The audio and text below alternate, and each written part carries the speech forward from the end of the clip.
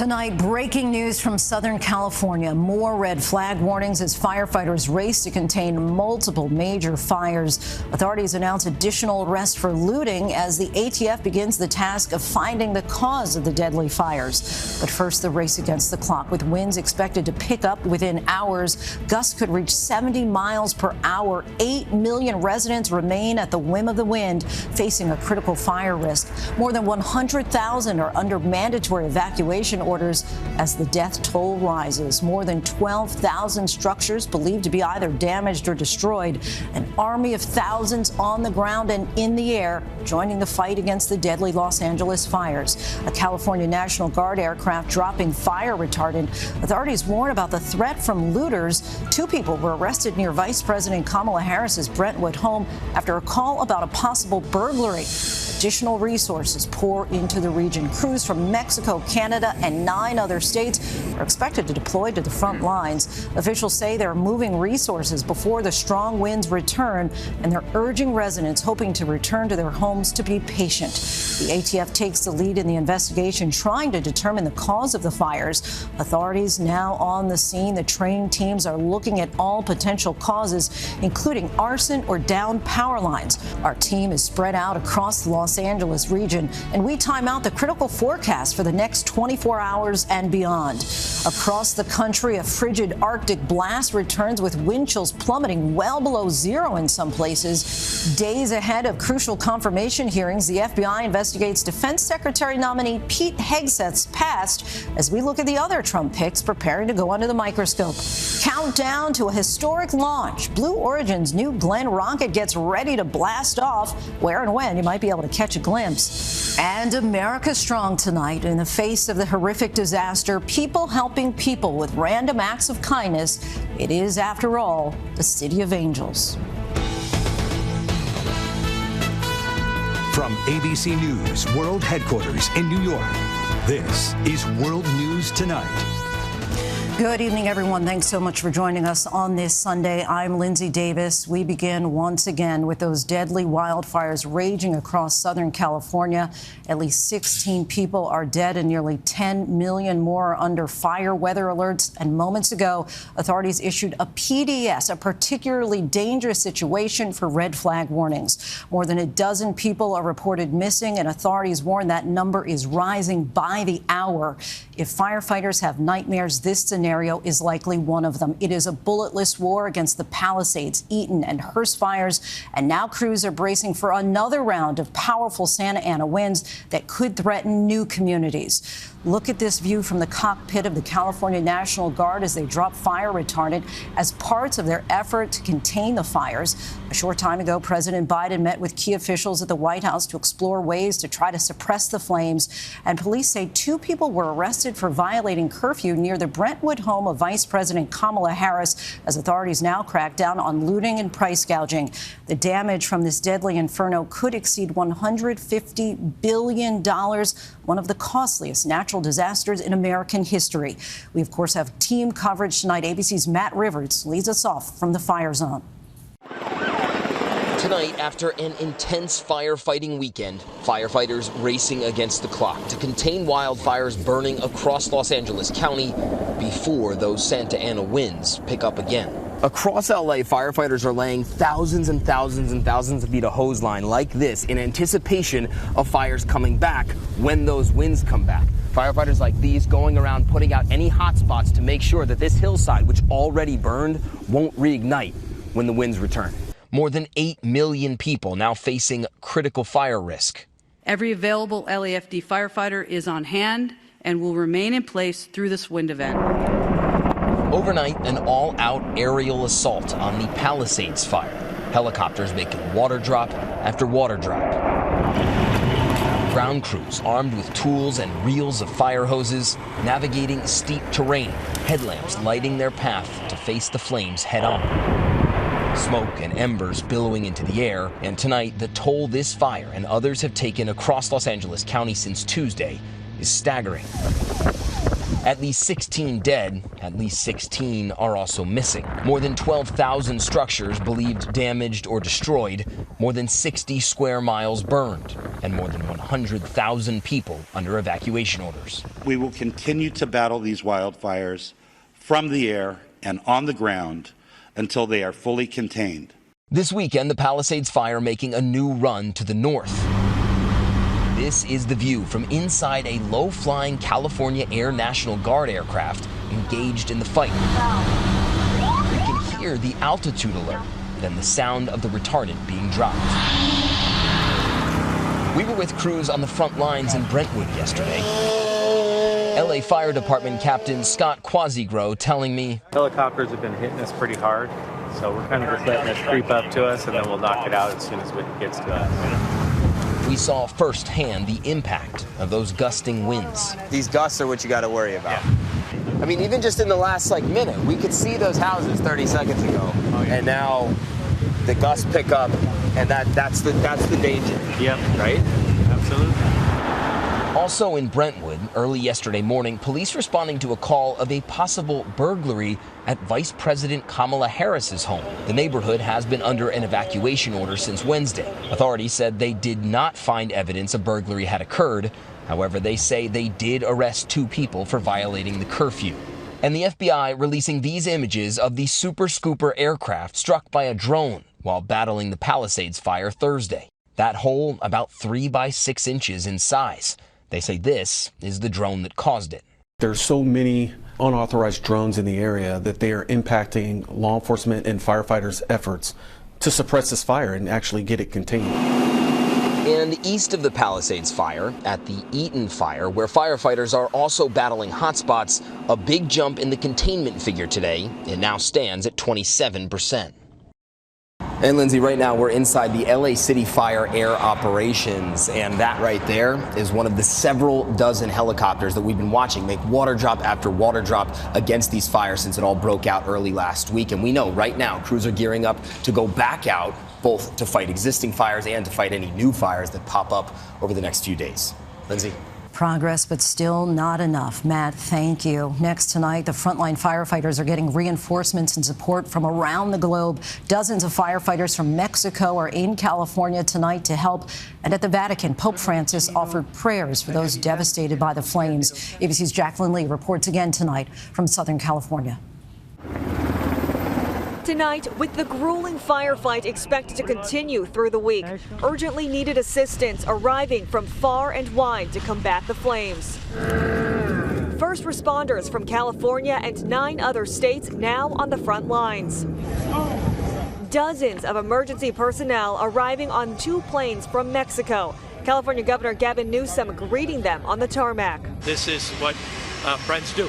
We're incredibly humbled and grateful that the president was willing to send the crew you see behind me. They'll be out on the lines within the next 24, 36 hours. Fire crews from Canada also expected to arrive Monday, joining the more than 14,000 personnel already deployed. 70 additional water trucks also arriving ahead of that potentially dangerous wind event. It's freeing up our other local resources. So as we continue to move forward and pre-deploy fire, air, ground, the more resources that are flooding in to help us with our current fires, the better we are prepared to pre-deploy. We were there as firefighters from Kern County, who traveled more than 100 miles to assist, inspected the destruction in Altadena. These firefighters physically walking house to house to make sure there's no chance a hotspot can grow into something larger. Captain Tyson Kingsbury telling us he's never seen a fire this devastating. The speed, the level, just how many homes that it's just destroyed. Wow, okay. So is this the worst fire you've covered? It's the worst fire I've ever been to, yeah. And how long have you been doing this for? 30 years. It comes as authorities announced today they would suspend escorts for residents into areas damaged by the fires, saying the number of requests overwhelmed their existing resources. In driving around some of these areas, they literally look like war zones. There are down power poles, electric wires. There are still some smoldering fires. It is not safe. We want to get you back into your homes, but we can't allow that until it is safe for you to do so. Lindsay, officials are warning residents to stay away given the dangers of downed power lines and gas leaks. Firefighters rushing to put out embers ahead of the incoming wind event to preserve homes like these that survived. Lindsay. Certainly a welcome sight. Jaclyn, thank you. The ATF is leading the investigation into the cause of the deadly inferno. A task force, which includes local, state, and federal investigators, is trying to determine how the wildfire started, interviewing residents as they search for clues. Here's ABC's Alex Stone with the new details coming in tonight. Tonight, authorities investigating the origins and causes of the devastating wildfires in Los Angeles. The Federal Bureau of Alcohol, Tobacco, Firearms, and Explosives, or ATF, taking the lead of the newly formed Los Angeles Regional Wildfire Investigative Task Force. This task force is made up of local, state, and federal partners designed to investigate the cause of these fires and to see if there's any connection between them. It remains unclear how the Pacific Palisades fire started last week, but the agency says its certified fire investigators have been on the scene. Professionals whose training includes starting their own fires in a controlled environment. If they can understand how they can set fires and how fires transition through a building, they can better understand how to investigate. According to the U.S. Forest Service, nearly 85% of wildfires in the United States are caused by humans. Culprits include unattended campfires, burning debris, equipment malfunctions, discarded cigarettes, and intentional acts of arson. And data collected by the California Department of Forestry and Fire Protection shows at least 8 of the most destructive wildfires in the state's history have been linked to electrical and power lines. ABC News learning tonight, Southern California Edison, one of California's major private utility companies, has filed 2 electronic safety incident reports pertaining to the Eaton and Hearst fires, a sign investigators might be examining if the utility's equipment contributed to an ignition. Lindsay, we just got word from the medical examiner here in Los Angeles County that now 24 people have been confirmed dead in these fires. Lindsay? Alex, thank you. And those dangerous Santa Ana winds are set to return tomorrow. Let's bring in ABC meteorologist Samara Theodore. And Samara, track those winds for us. And also, can you give us any historical context for these dry conditions? Absolutely, Lindsay. I'll start by saying things have been relatively calm, and that's been giving firefighters a fighting chance, but that's all getting ready to change. Wind speeds will be picking up again tomorrow. Wind gusts could range between 35 and 55 miles per hour. Some areas could see gusts as high as 70 miles per hour, but we all expect this to come to a head by Tuesday morning, peaking winds up to 61 miles per hour in places like Burbank. And then, of course, there's the issue of the wildfires. Tonight, with calmer winds, we're seeing more air stagnation, so very heavy wildfire smoke is anticipated in places like Santa Monica. But ultimately, Lindsay, right now, Los Angeles is in a severe drought. Between May and now, they've seen about 0.16 inches of rain. The last time we saw a deficit like that between the months of July and January was in the year 1962. The difference is now temperatures have been 4 degrees warmer. That means hotter air is leading to the grounds drying out faster. And in a changing climate, we can just expect more of that. The wind and dry conditions, clearly a deadly mix. Samara, thank you. Now to politics and confirmation hearings for some of President-elect Trump's cabinet picks. The FBI briefing committee members on Secretary of Defense nominee Pete Hegseth. The former Fox News host is one of Trump's most controversial selections, and his hearing on Tuesday could prove explosive. ABC's Mary Alice Parks reports from Capitol Hill tonight. Tonight, several of President-elect Donald Trump's nominees gearing up for a public grilling. 14 Senate confirmation hearings scheduled for this week. One of the first, former Fox News anchor Pete Hegseth, nominated to be the Secretary of Defense, in the hot seat Tuesday. Hegseth has faced allegations of sexual and financial misconduct as well as alcohol abuse. He will also face tough questions about his policy positions. He has in the past been highly critical of the Pentagon's efforts to diversify. Because I'm straight up just saying we should not have women in combat roles. Hegseth denies all allegations and has never been charged. And now he says he supports women serving today. Republicans have 53 seats in the Senate, meaning nominees do not need Democratic votes, but they also cannot afford to lose more than 2 Republicans. One big question mark, Republican Senator Joni Ernst, a former lieutenant colonel in the Army Reserves who did multiple combat tours and has been hesitant about Hegseth's nomination. ABC News learning that Hegseth sat for an interview with the FBI as investigators interviewed multiple people from his personal life as a part of a background check. Tonight, top senators members on the committee briefed on the results of that investigation. And after weeks of meetings across Capitol Hill, Tulsi Gabbard, tapped to be Trump's director of national intelligence, gaining ground over the weekend after a major reversal, now in support of an overseas surveillance program she once opposed, saying it needed reform. Mary Alice reports now from Capitol Hill. Mary Alice, Vice President-elect J.D. Vance is seeming to couch Trump's vow to pardon January 6 rioters on the first day in office at this point. Yeah, Vance said today that if someone committed violence on that day, they obviously should not be pardoned. But just last week, Trump was asked specifically about people who attacked police officers, and he did not answer directly. He talked about his plans to grant major pardons. Of course, we know more than 140 officers were seriously injured that day. Lindsay. Mary Alice, thank you. Later in the broadcast, more from Los Angeles as communities come together to support those most in need. And just ahead, a frigid blast aims aim at half the country. Wind chills plummeting well below zero. Next tonight, a frigid Arctic blast is on its way to the eastern half of the country. Places like Minneapolis, Chicago, and Cincinnati can expect a return to below zero wind chills by midweek, and the freeze will stick around for a while. It's expected to last into next week. When we come back, Blue Origin prepares for blast off, where you can see the historic launch.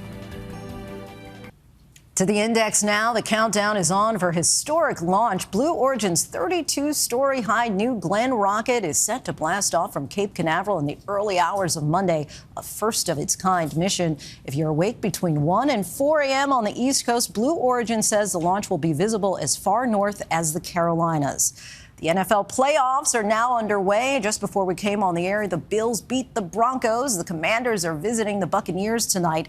The L.A. Chargers lost Saturday to the Texans. The Chargers warmed up with a nod to L.A. firefighters. The Lakers, whose weekend game was postponed and whose coach lost his home in the Palisades fire, have adopted new practice gear, thanking firefighters. The L.A. Kings are now wearing special jersey and helmet patches in their games. And tomorrow, the LA Rams will take on the Vikings in Glendale. That game relocated because of the fires. You can see it here on ABC and on ESPN at 8 Eastern.